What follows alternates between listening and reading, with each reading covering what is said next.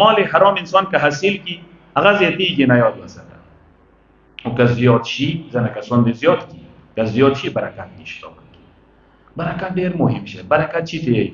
برکت دا وی څه کار خیر کی خو کرو کی کار ډیر کی ماغه حرام پیسې به انده شي غلط ځای باندې لګي استعمالي بیا به د صحت کی استعمال نشي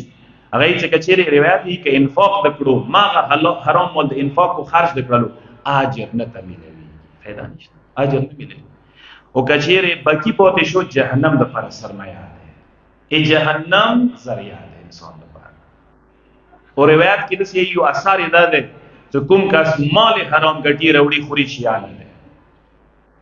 دا معصومین روایت دی لیس من شیعتی من اکل مال امرئ حراما ایمو شیانه دی مولا دی چې کوم د خلکو پردای مال خوري وای حرامي طریقې سره ایمو شیانه شي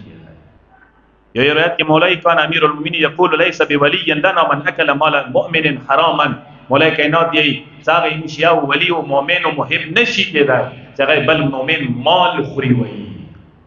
مال حرام ګټي وروړي